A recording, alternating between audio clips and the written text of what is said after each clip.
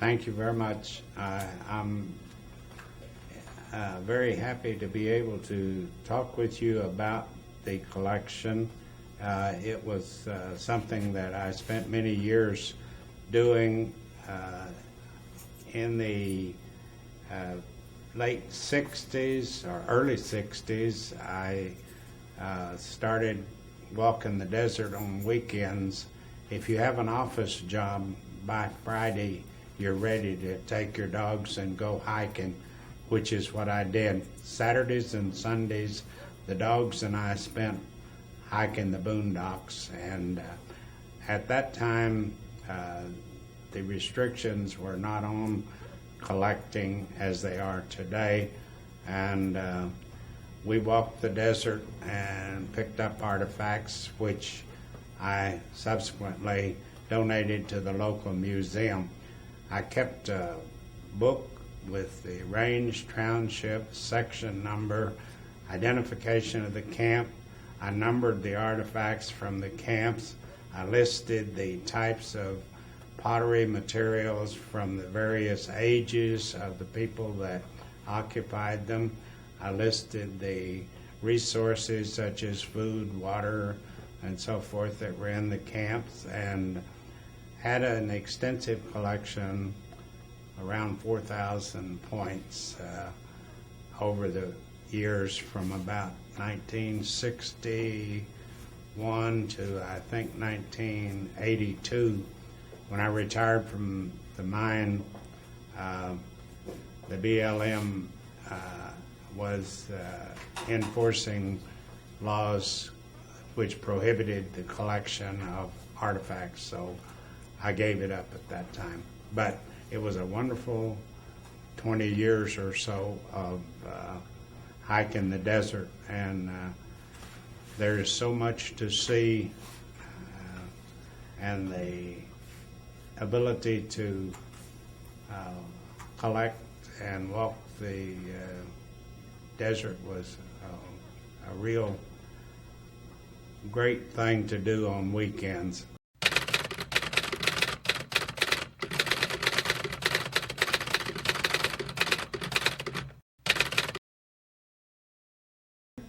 Yes, there was a young fellow, an accountant, that had come to work for me at the mine, and he wanted to go find a gold mine, which he was sure he had all the information on it. I was very dubious of ever finding any gold in this area. This is not where you're going to find gold. It has to be igneous formations, and we talked about it at length, but he was sure that he knew where a gold mine was because he had read in a book about gold in the Guadalupes and gold in the, I think it was one of J. Frank Dobie's books about Coronado's children. There's gold all over New Mexico. Well, there is gold in New Mexico, but not this area. However, I agreed to go with him because I knew where he was talking about. So we went down to between the El Paso and the Pecos Highway. There's an arroyo, Cottonwood Arroyo, which was the area that he was interested in, and it's all gypsum. There's no igneous formation in the area any place, but we stopped where the road crossed the arroyo, and there was a little stream, and we started walking up the arroyo, and there had been a big rain and hailstorm, and the area had been as if it had been plowed. There was debris everywhere, and there were arrowheads everywhere. So that became our quest. We decided to hunt arrowheads. We found about 15 or 20 that day and went back the next day and found even more. So from then on the weekends, we looked for Indian camps and collected artifacts.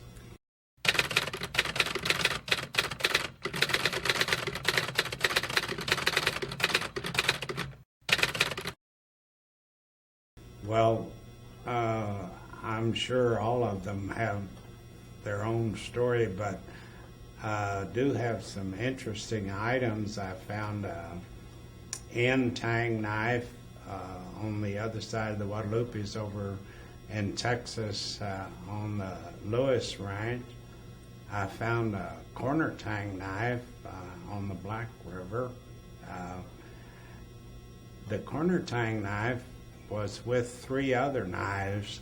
I suspect it probably was left in the edge of a wickiup that was abandoned, possibly inadvertently. They may have planned to come back and get it later because it's an unusually fine knife made out of Edwards Plateau chert, which is imported to the area from over around Lubbock. As I became more interested in hunting and collecting, we had an archaeological society. We studied with Buzz Leslie and a fella, or a couple of fellas from Hobbs, who were very knowledgeable about pottery types, and we were able to set up some criteria for identifying the types of pottery that you find in the villages. We made pottery boards for the local school, which had examples of the various types of pottery and when they were made and by whom. There's one copy of the pottery board here in the museum. I don't know if the schools still have their pottery boards or not, but we gave them to each of them.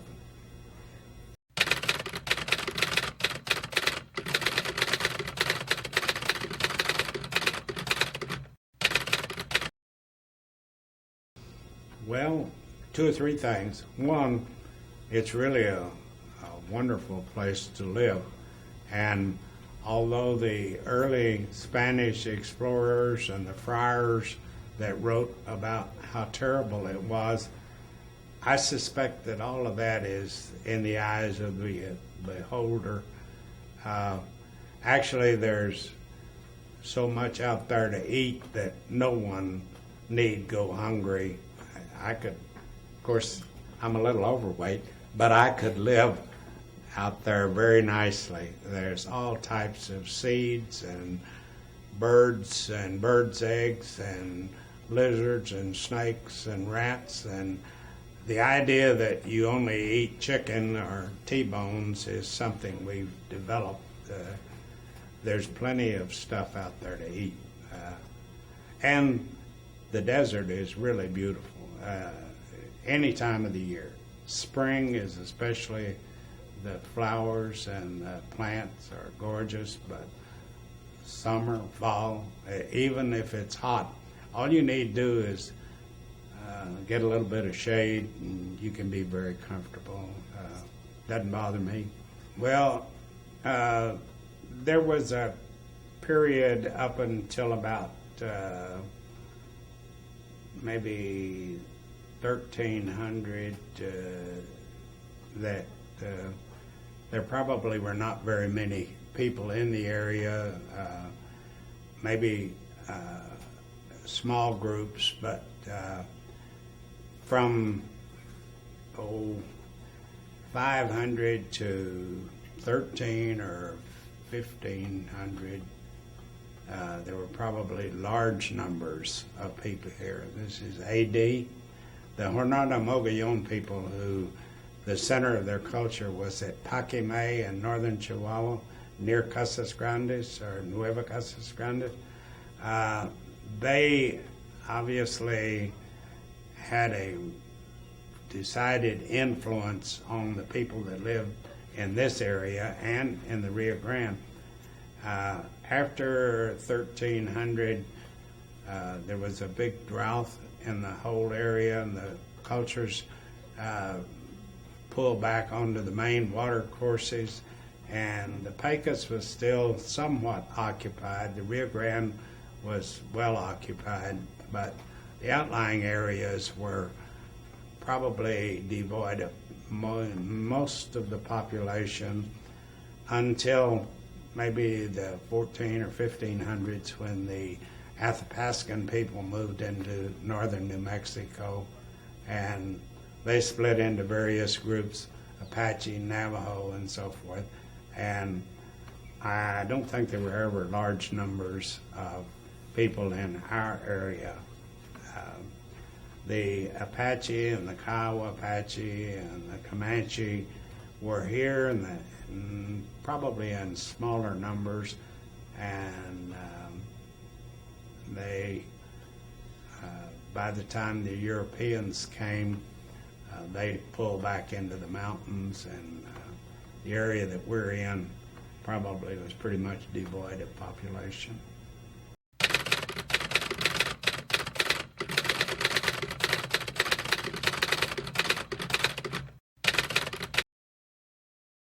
I think the paintings you're talking about, the pictographs, probably are Jornada Mogollon and were made between 5 and 1300. The teepee rings, the only ones that I'm familiar with, are on Rocky Arroyo, and there's only 3 or 4 of them. The Apache people that occupied the area after the Jornada Mogollon lived in wickiups primarily. I think the teepee rings are evidence that Plains Indians were crossing the Pecos to trade with the Apaches, who were indigenous to the area, and they were probably trading for salt, which came from the Salt Flat area. There's evidence that large numbers of people lived on the rim of the Salt Flat between here and El Paso. Where the water flowed out of the Guadalupes into the Salt Flats, they set up camps and they boiled the brine water and produced salt, and then you can follow their pottery from the Salt Flats up over the Guadalupes, down the Black River or down the Dark Canyon, and to this area where they probably met with Plains Indians and traded for buffalo robes or items that were not available to them.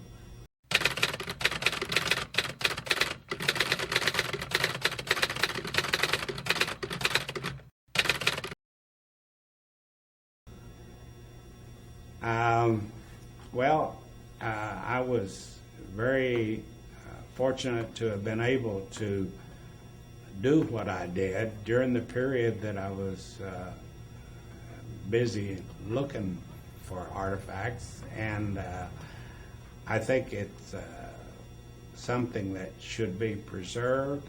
I was careful to document what I found and where I found it. I'm hopeful that at some point someone will study the area and will benefit from the information that I collected for the museum.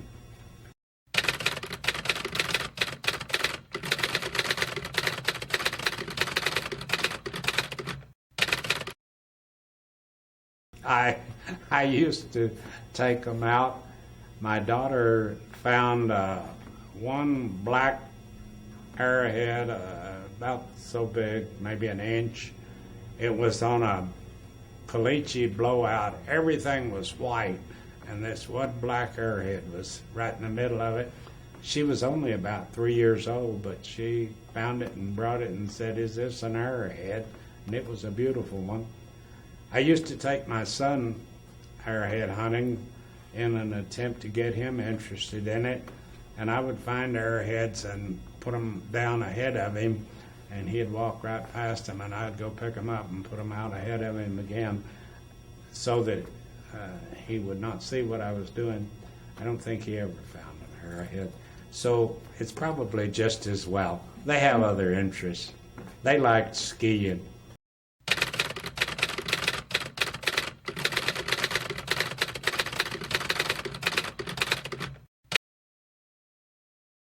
when I was in school. I went to school at Tech in Lubbock, and I always really loved coming over the hill from the east and looking down into town, because in those years, back in the early 40s, the town streets were all lined with huge cottonwood trees that had been planted here in the 1800s, and the trees met over the street. All of the streets were shade, huge cottonwood trees.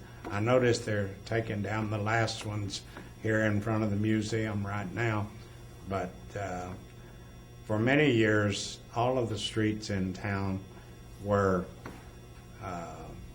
just alamedas. Trees met over the streets, and it was all shade. Beautiful. Also, I like most of the things about Carlsbad. I think it's a very nice, small town. I like that part of it. I like the fact that there's a very strong interest in local history, and it's being preserved. There's a lot of work being done on it. Jed's collection of early photographs is really an amazing thing for a community to have.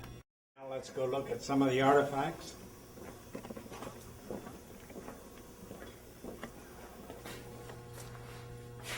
Each of these cases has collections from various individuals. This group is some that I have collected. This is the corner tang knife that we were talking about. That was one of the interesting things I found. There's another knife that was with it, and that one was with it. This group of Olivelli shell necklace was from an area up near Sitting Bull Falls. There are also, here's a triangular knife from Dark Canyon. There's some ancient points, a Holcomb right here, probably at least 5,000 or 6,000 years old. There are some smaller points here that were very likely not actually ever used as points. They were from a series of burial sites in northern Chihuahua. This group are agricultural tools. They're limestone that have been shaped, and they probably were hafted and used for digging or hoeing gardens. These two are axes. These are some scrapers and an awl. And this is a paint stone. It's actually a piece of hematite, but the hematite has been ground on sandstone to get the red material into a dust, and they mixed it with grease and made red paint, which they used on their bodies and also to paint with. This is a deer knee bone, which has been sharpened so that it's a good awl. This is a sinew cleaner. This special piece right here, they used it to sinew muscular material. Was used extensively for binding by the people, and they cleaned the fat and so forth off of it. This is a piece of pottery which was converted from just a broken shard into a spindle whorl, which they used for making thread or spinning cotton. And as I said earlier, these are just some scrapers and knives, rough material. Well, thank you very much, Mr. Hicks. We truly appreciate what you've done for our community and for our county and for the Art Museum. the Historical Society thanks you very much for that I life enjoyed story. it. Really, I did.